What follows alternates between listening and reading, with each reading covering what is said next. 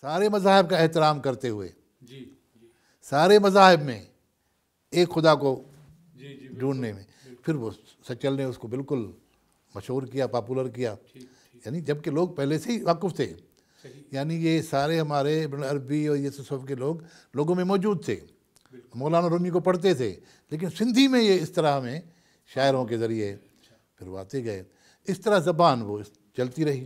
اچھا بوگی صاحب، ایک قول ہے کہ language is the dress of thought, کمال کر دیا آپ نے، تو بالکل ایسا ہی ہے۔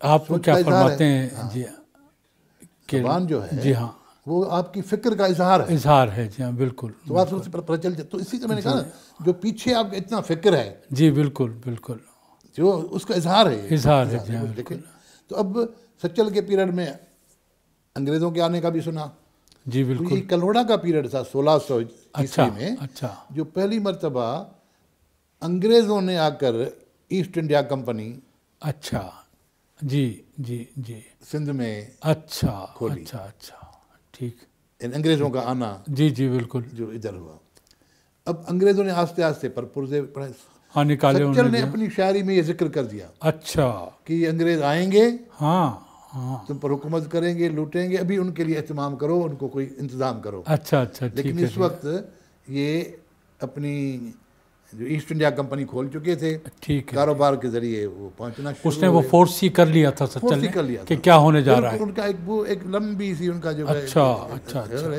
جو پورا انہوں نے کلیئر لکھا ہے، انگریز آئیں گے کیا کریں گے، کیا نہ کریں گے، کیا کیا نہ کریں گے، بات، کیا بات، اور ایسٹ انڈیا کمپنی آ چکی تھی۔ اچھا اس کا مطلب ہمارے جو پوئٹس وغیرہ ہوتے ہیں کسی بھی زبان کے، وہ بہت آگے تک دیکھ لیتے ہیں وہ لوگ، فورس ہی ہوتی ہے نا، وی آگے بھی دیکھتے ہیں، ماضی کو بھی سنبھال کے رکھتے ہیں، بالکل بالکل، اور حال کو بھی اچھے طریقے سے، اب یہ کہ ان کا مطالعہ کتنا ہے، ہاں اس پہ وہ بیس ان کی کرتا بہتر ہے، اور کتنی ان کی قدرتی جو اہلیت ہے، نعت، بالکل بالکل، نعت بھی تو بڑی چیز ہے جی ہاں نا، بالکل ایسے ہی ہے، جو اس کا جو فن فکر جی ہاں بالکل، تو اس کا بھی جو ہے وہ اس کی اہمیت ہے۔ تو اس طرح سچل کے دور میں پھر ٹالپروں کا پیریڈ ہے، جو بھی ایک سمجھیں کہ سرائکی اسپیکنگ ٹرائب تھا سندھ کا، جو گھر میں سرائکی بولتے تھے، اچھا زبان ان کی دربار کی پرشن رہی، اچھا، کلوڑوں کے دور میں بھی جو زبان سرکاری تھی وہ پرشن رہی، ٹھیک ہے، لکھنے پڑھنے کی زبان عربی کی جگہ پہ پرشن رہتی آئی اچھا اچھا، زبان، لیکن عام لوگوں کی زبان وہی رہی سندھی، بول چال لوگوں کی سندھی میں تھی، اچھا اچھا اچھا، جو بھی، لیکن تو عام لوگ سندھی بولتے تھے، جی اور عام جو شعراء تھے وہ بھی سندھی میں شاعری کرتے تھے، بالکل بالکل، پارسی کچھ پرشن کے اثر میں تھے، اور کچھ لوگ پرشن کی شاعری بھی کرتے تھے، اور سندھ میں بہت اچھے شاعر پیدا ہوئے جنہوں نے پرشن میں پوئٹری کی ہے، اسی طرح سندھی کے عربی شعراء بھی بہت ہیں جو ہیں سندھی، ایون موجودہ دور میں دیکھیں گے آپ تو سندھی بہت سے سندھی ہیں جو اردو کے اچھے شعراء ہیں،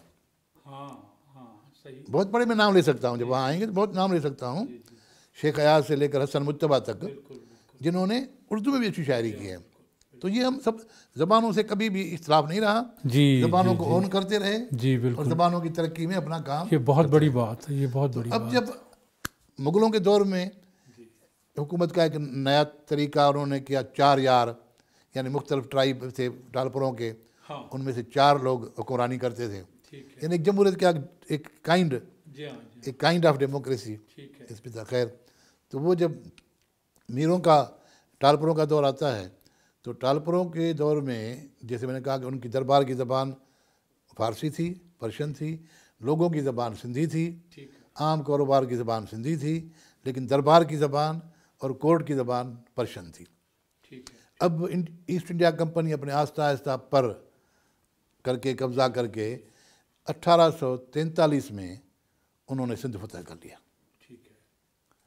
1843 میں سر چارلس نیپیر اس وقت کمانڈر تھا فوج کا، اس کی سربراہی میں آخری بیٹل ہوئی، میانی بیٹل، جس میں ہوشو بھی شہید ہوا، جس کا نعرہ مشہور ہے مرسوں مرسوں سندھ نہ دیسوں کے حوالے سے، اور وہ لڑتے ہوئے مارا جاتا ہے، اس وقت انگریز قبضہ کر لیتے ہیں 1843 میں، اور قبضہ کیا انہوں نے، لیکن کبھی بھی انہوں نے اس قبضے کو اچھا نہیں سمجھا، یہاں تک مشہور ہے کہ جب قبضہ کیا تو سر چارلس نیپیر نے हाउस ऑफ कॉमन में अपने किंग को, क्वीन थी आप या किंग को ख़त लिखा कि पिकेवी, कहते हैं ये इटालियन इतालवी एक लफ्ज़ है पुरानी, पिकेवी का मतलब ये है I have sinned bye concurring the Sindh. वाह, मैंने सिंध फतह करने का गुनाह कर लिया। क्या बात है, क्या बात। अच्छा, यानी ये जी हाँ, कि ये जो सिंध को फतह करना है, मैंने सिंध फतह करने का गुनाह कर लिया। अच्छा, इतला दे दी। अच्छा नहीं समझा, अच्छा नहीं समझा। है। और यही वजह थी कि उन्होंने अगले काफ़ी अरसे तक सिंध को इंडिया से अनेक्स नहीं किया, खूब है, ब्रिटिश एम्पायर से अनेक्स नहीं किया, उसको अलग रखा। ठीक, ठीक है। 1843 से 1847 तक अच्छा, अलग ही रखा उसको, अलग इसको गवर्नर बनाया, हाँ हाँ सर जी, चार्ल्स फिर को। जी जी। और जब तक वो 47 तक रहा तो सिंध अलग इंडिपेंडेंट मुल्क के तौर पर रही। उसके बाद उन्होंने इंडिया से अनेक्स किया। अब सर चार्ल्स नेपियर के बाद आते हैं बार्टल फ्रेयर। बार्टल फ्रेयर सिंध के कमिश्नर बन के आते हैं। जब उनसे 47 में वो बनता है इंडिया के साथ, जब अनेक्सी बनती है ब्रिटिश एम्पायर की, तो कमिश्नर बन के आते हैं बार्टल फ्रेयर। मेरे मुताले के मुताबिक उनकी अंडरस्टैंडिंग थी, क्योंकि वो अगर आम तौर पर आप अंग्रेज़ों का किरदार देखेंगे, अंग्रेज़ ब्यूरोक्रेट्स हों या अंग्रेज़ आर्मी अफसर हों, वो मुताला बहुत करते हैं। और इसको मैंने आज भी देखा है। अच्छा, मुझे अंग्रेज़ों के साथ 5-7 साल इकट्ठे गुजारने का मौका मिला है। मैंने देखा है कि वो किसी भी काम को ईजी नहीं लेते। अच्छा, यानी अगर किसी अंग्रेज़ को 21 साल का हो गया अंग्रेज़, और उसने कहा कि मैं तुर्की जा रहा हूँ घूमने ट्रेवल पे, ठीक है, 1 हफ्ते के लिए, तो उसके लिए वो 2 महीने मेहनत करेगा पहले। अच्छा, टर्किश सीखेगा, ठीक, टर्किश के बुनियादी अल्फाज सीखेगा, कल्चर के बारे में सीखेगा, ट्रेवल के बारे में सारा पता करेगा, तब वो जाके 1 हफ्ते का ट्रेवल करेगा। वाह वाह, देन एंजॉय द ट्रेवल। आज भी उनका यही है, आज भी उनका यही है। क्या बात। मेरे कितने दोस्त जब पाकिस्तान आते हैं जी जी, तो पहले उधर वो उर्दू सीखते हैं, कुछ अल्फाज सिंधी के मुझसे सीखते हैं, ठीक है, उसके बाद वो यहाँ घूमने आते हैं। वाह वाह वाह। और इसी तरह इंडिया जाते हैं तो यही काम करते हैं। बड़ी खास बात है, बड़ी खास और पुरानी है, काबिल तकलीफ बात। जब यहाँ वो आए सिंध में तो उनमें बहुत से लोग पहले ही सिंधी जानते थे। अच्छा, और आते ही, ये मैं आपको बताता हूँ आस्था इसमें, कि जब वो आए तो उन्हें एहसास हुआ कि ये जब इनके टालपुरों की दरबारी ज़बान, कोर्ट की ज़बान पर्शियन है, तो लोगों को तो कुछ पता ही नहीं है इनका। हाँ।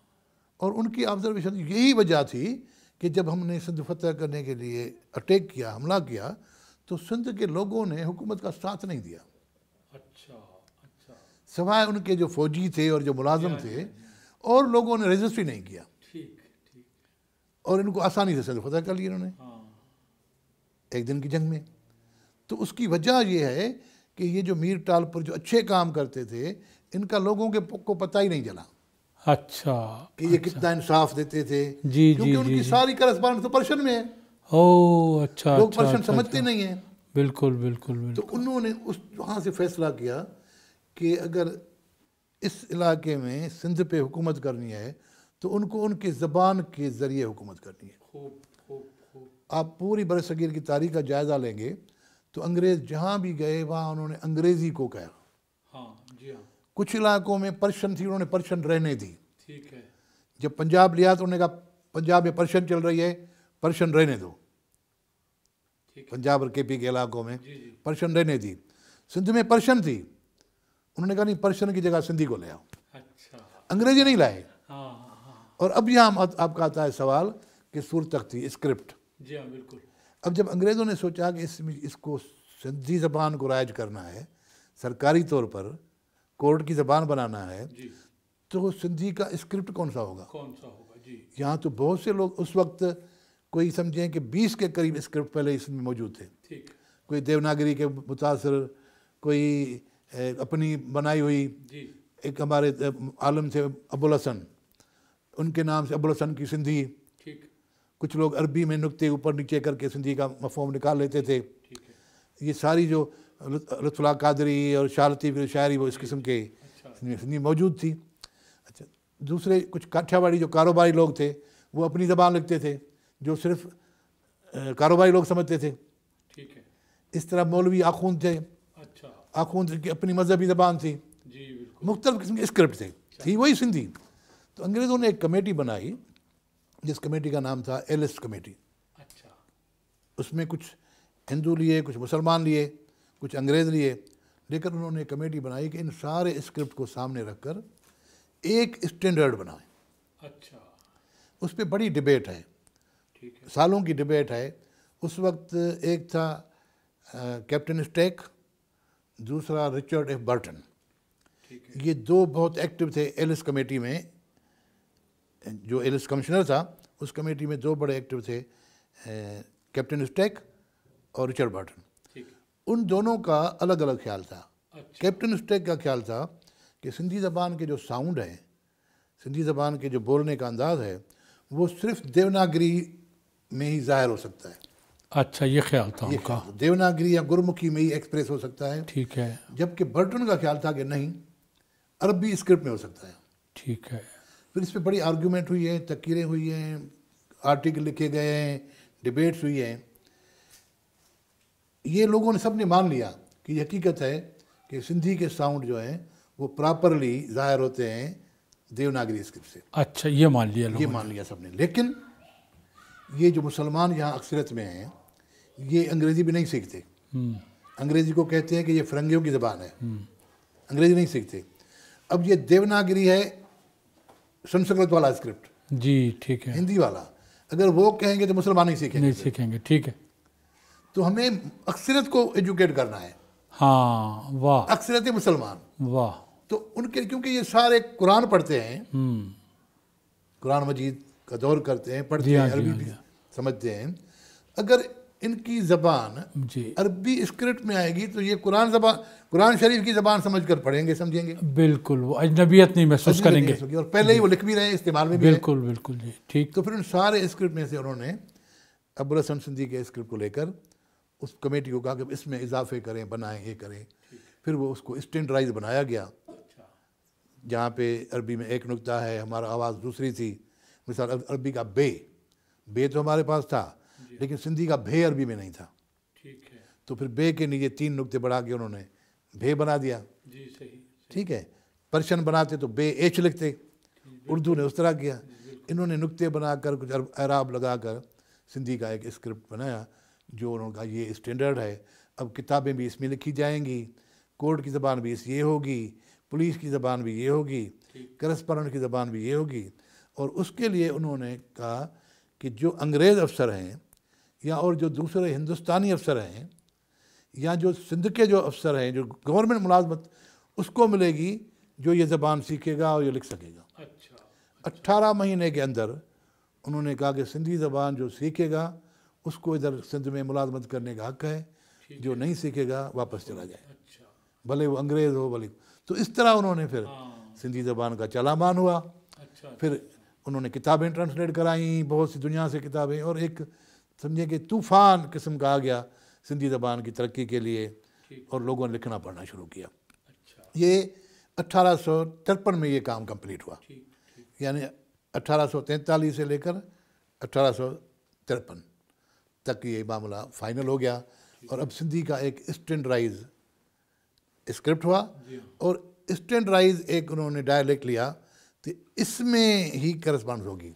اس وقت سندھی کے جتنے اسکرپٹ تھے اتنے ڈائلیکٹ بھی تھے، ڈائریکٹ، جی، ڈیفینیٹلی، اور مشہور جس کو ڈائلیکٹ جو بڑے کہتے جی ہاں، ہیں، جی ہاں، ایک کو کہتے ہیں سریلی، جی، یعنی اوپر والی، اترادی یعنی جو ملتان کی طرف سندھ ہے، سکھر شکارپور کی طرف سندھ ہے۔ دوسرا لاڑی یعنی نیچے والی، بدین ٹھٹا اور اس طرف، یہ ایک الگ ڈائلیکٹ تھا۔ تھری الگ ڈائلیکٹ تھا، لاسی الگ ڈائلیکٹ تھا، وچولے کا الگ تھا۔ تو یہ سارے الگ الگ ڈائلیکٹ تھے۔ تو ان سب میں سے انہوں نے طے کیا کہ یہ جو ساحتی علاقہ ہے بیچ والا، نصرپور، نواب شاہ، حیدرآباد، اس علاقے کے لوگوں کی زبان کو ہم لیتے ہیں، اسٹینڈرڈ کرتے ہیں۔ اب اس وقت یہ نہیں ہے کہ کوئی دوسرے ڈائلیکٹ خراب تھے، ہاں، یہ نہیں تھا پیچھے، یہ نہیں تھی۔ اس وقت یہ تھا کہ اس وقت اس علاقے کے لوگ سرکار میں زیادہ تھے، ہاں، ٹھیک کمیٹیوں میں ہے، زیادہ تھے، ٹھیک ہے، تو انہوں نے اسی علاقے کو پھر اچھا، فرق کیا۔ اور اس طرح اب کچھ لوگوں کو یہ فائدہ ہوتا ہے، کچھ نقصان بھی ہوتے ہیں۔ انگریزی کا ایسا ہے، جس طرح آج بھی انگریزی کے لیے لوگ کہتے ہیں کہ جو انگریزی لکھی پڑھی جاتی ہے وہ کسی کی زبان نہیں ہے، یعنی جو انگریزی میں کتابیں ہیں یا جو BBC پہ آپ سنتے ہیں، وہ زبان کسی انگریز کی نہیں ہے، ٹھیک ہے، انگریزوں کے اپنے جو انگریزی زبان کے اپنے ڈائلیکٹ ہیں، وہ چلتے رہتے ہیں، وہ چلتے ہیں، وہ لوگوں میں ہیں. اسٹینڈرڈائز انہوں نے الگ سے بنایا، جس کو انہوں نے ابتدائی طور پہ نام دیا کنگس انگلش، پھر کوئنس انگلش، اب کہتے ہیں BBC انگلش، اب کہتے ہیں ریسیوڈ پروننسیشن. لاسٹ میں کیا کہا آپ نے؟ Received pronunciation, received pronunciation. ٹھیک، یعنی وہ ایجوکیشن کا ہو گیا. ہاں ایجوکیشن کا. ٹھیک ٹھیک. جو ایجوکیشن میں انگریزی ہے وہ انگریز بولتا کوئی نہیں ہے، اچھا اچھا. وہ ڈائلیکٹ کسی کا نہیں ہے. خوب خوب. انہوں نے وہ فیصلہ کیا، اب وہ سب کے لیے ہے، وہ سب کے لیے ہے. جی ہاں جی ہاں. سندھی میں انہوں نے اتنی محنت نہیں کی. اچھا. انہوں نے ایک ہی رائج جو ڈائلیکٹ تھا اس کو انہوں نے کہا، ابتدائی طور پہ لوگوں کو تکلیف ہوئی. صحیح صحیح کہ بالکل. باقی جیسے دوسرے ڈائلیکٹ تھے وہ تھوڑے چلے گئے کہ بھائی جی ہاں جی ہاں. ہم شاید نیچے ہیں، ہمارے لوگ دیر سے سمجھیں گے. تو اس طرح اسٹینڈرڈ، تو یہ اس میں پھر کتابیں ہوئیں. اس طرح سندھی کی پھر جو زبان اور ادب زیادہ ہوا. اس سے پہلے بھی تھے، پھر قصے لکھنے میں آئے. تو یہ پھر میں نے کہا دیووں کے دیو، راکاس بڑباکا، جنوں کے قصوں سے ہوتے ہوئے یہ آتے آتے اب جب انگریز آئے تو نئی چیزیں بھی آئیں، ناول بھی آیا، ڈرامہ بھی آیا. پھر پوئٹری کے بھی تو سے پہلے ہمارے یہاں وائی اور بیت ہمارے اپنے تھے. دوہا ہندی سے متاثر تھا، پرشین کے چیزیں موجود تھی، عروض بہت چلتا تھا. انگریزوں کے آنے کے بعد تھوڑی جدید روایتیں بھی آئیں. بالکل بالکل. سانیٹ بھی آیا، ٹرائل بھی آیا. ہاں وہ سبھی پھر آئے. پھر جاپان کے سر ہائیکو بھی آ گیا. ٹھیک ٹھیک. پھر اس طرح ترقی کرتے کرتے زبان، تو اسکرپٹ جو ہوا وہ اس انگریزوں کے دور میں ٹھیک اسٹینڈرڈائز ہوا. ٹھیک ٹھیک. یعنی موجود تھے پہلے ہی. جی جی، لیکن یہ کہ اس کو وہ کر گیا. اب اس پہ پھر ساری کرسپونڈنس ہوئی اس کی. اب جو زبان اب آپ کہتے ہیں موجودہ دور تک اس کو لے آئیں، تو جب میں موجودہ دور تک لے آؤں گا تو اب جب انگریز گئے اور نیا ملک پاکستان بنا تو اس نئے ملک کے لیے یہ بھی پرابلم آئی کہ اب اس نئے ملک کی زبان کون سی ہوگی. اگر کہتے تھے کہ اکثریت کے طور پر جو زیادہ اکثریت میں بولنے والے ہیں، تو اکثریت میں بولنے والے تھے بنگالی. جی بالکل. تو ان کی ہوتی 56% تھے وہ. تو اس کے لیے لوگ تیار نہیں تھے، جو ہیم آف افیئر سے موجود تھے لوگ، بالکل جو اقتدار موجود تھے، ہاں وہ اس کے لیے تیار نہیں تھے. جی وہ بنگالی کو قبول کرنے کو تیار نہیں تھے. دوسری بڑی زبان تھی پنجابی. پنجابی پہلے ہی پرشین کے اور ہندوستانی کے عادی ہو چکے تھے. بالکل. کیونکہ پنجاب میں انگریزوں نے پرشین کو برقرار رکھا. بول چول کی زبان ہندوستانی رہی اور انگریزی آ کر انہیں ایجوکیشن میں دی. یہ تو صرف سندھ تھا جس کو لکھنے پڑھنے کی زبان بھی سندھی ملی. بالکل بالکل. لوگوں کی زبان بھی سندھی تھی. بالکل. تو باقیوں کی تو مسئلہ ہی نہیں تھا. تو اس لیے پھر جو لوگ ہندوستان سے آئے انہوں نے پرانی باتیں نکالی کہ موومنٹ کے دوران وعدہ کیا گیا تھا کہ پاکستان بنے گا تو اردو قومی زبان بنے گی.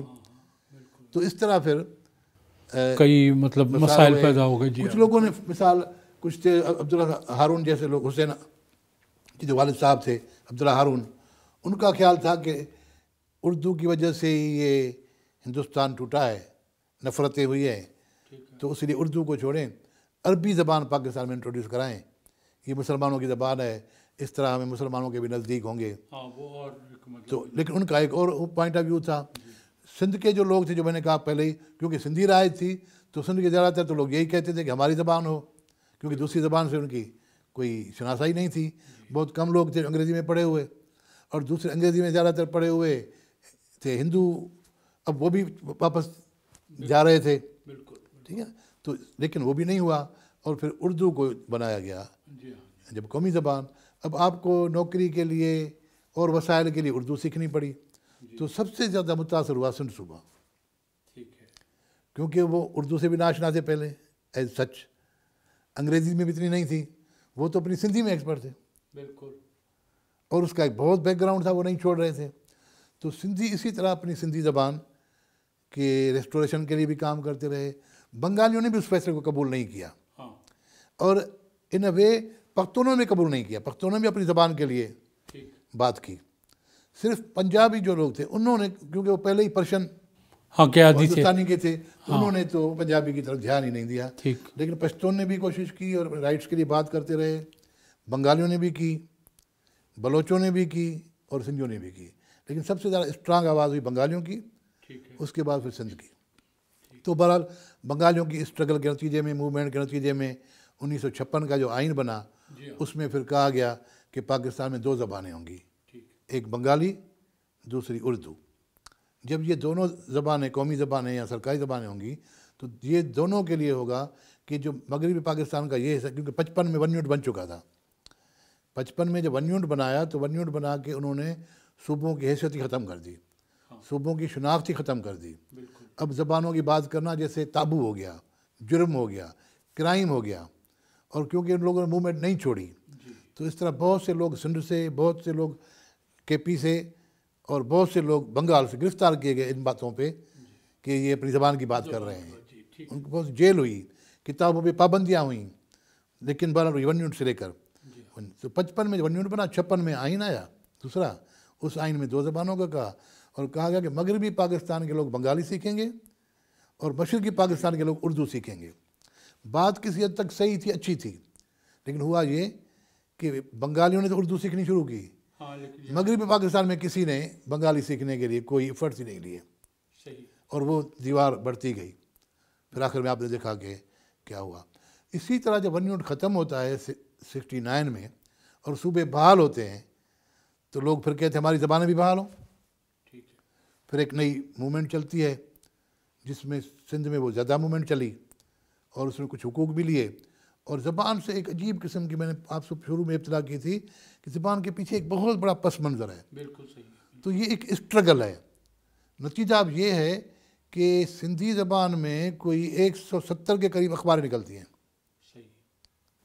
8 ٹی وی چینل ہیں اللہ اکبر، سندھی کے، یعنی اپنے ان کے ہیں، جی جی وہ ایک جوش ہے بالکل، اور لوگ سنتے ہیں، سنتے ہیں، صحیح ہے، ٹھیک ہے، لوگ سنتے ہیں، اس میں کام کرتے ہیں۔ تو اس طرح زبان، پھر میں جب کہوں کہ شاہ لطیف کے بعد، شاہ لطیف کا دور سندھی زبان کا سب سے زیادہ اور سنہری دور کے مانا جاتا ہے۔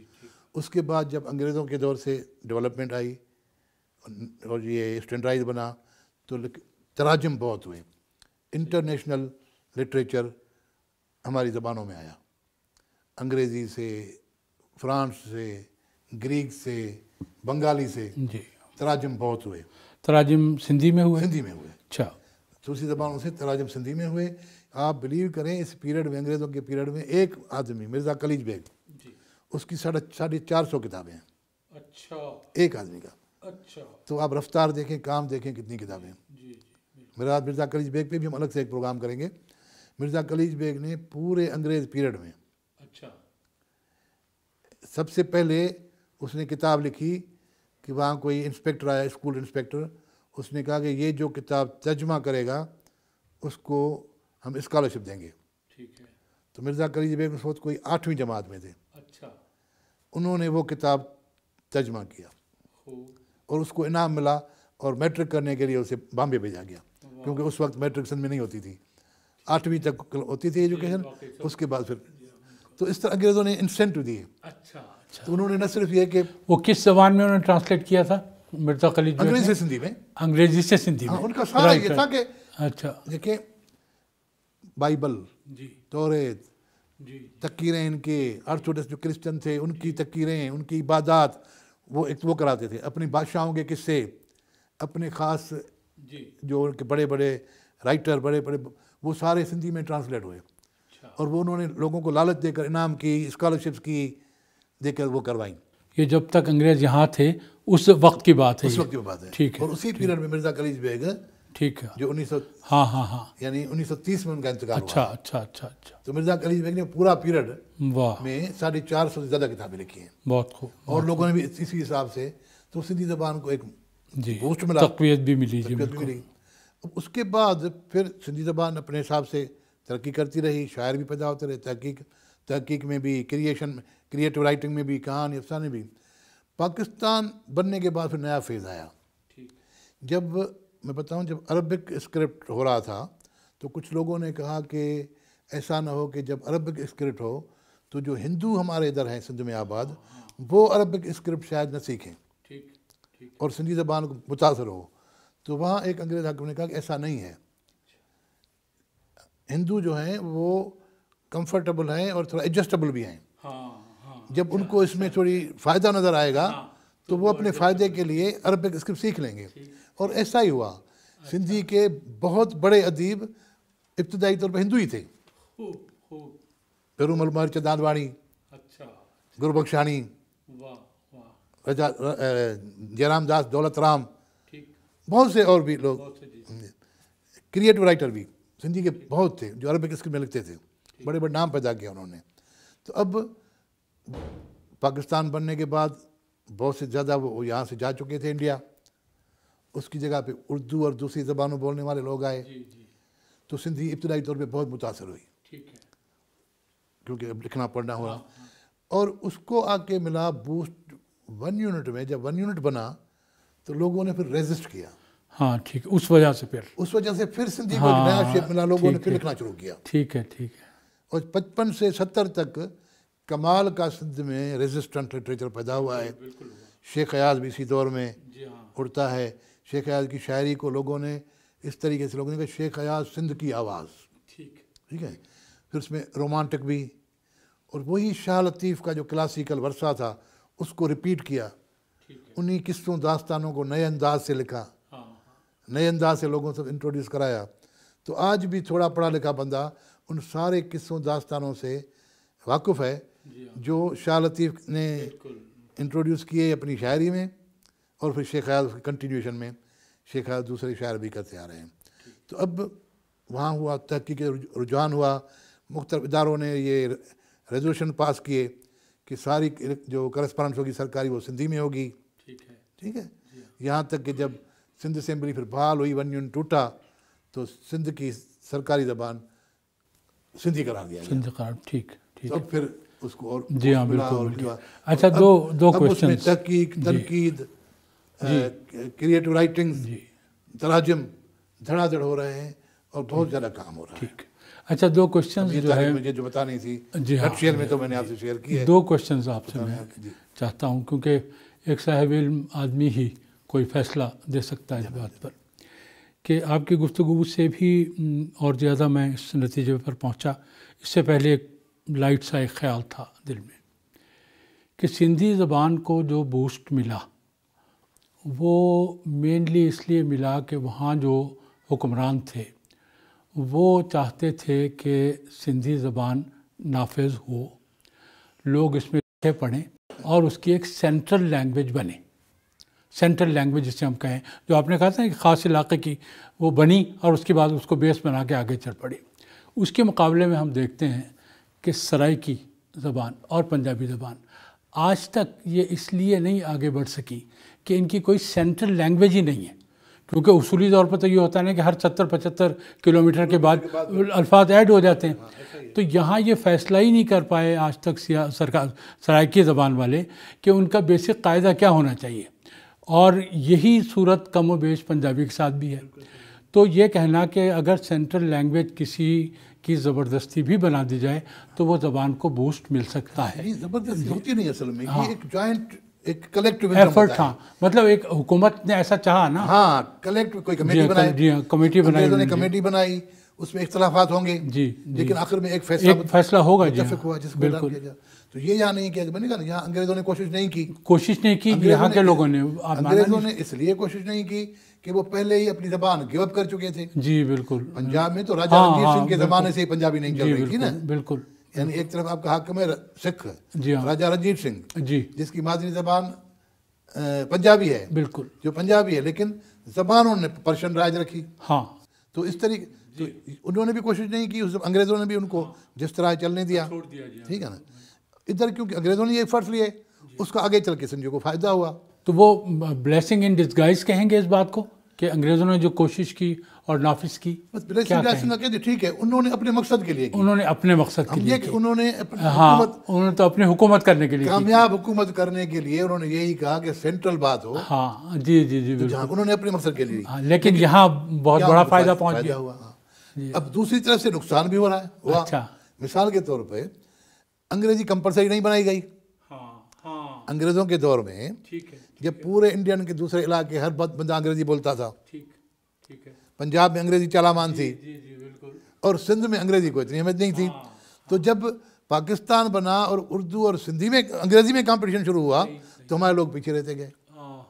یہ اس میں بول چال میں، عقل میں، علم میں، اپنی زبان میں تو ٹھیک تھے، لیکن جب کوئی کمپٹیشن انگریزی میں تو ان کے لیے مسئلہ انگریزی کمپلسری نہیں تھی اور دوسرے لوگ آتے گئے.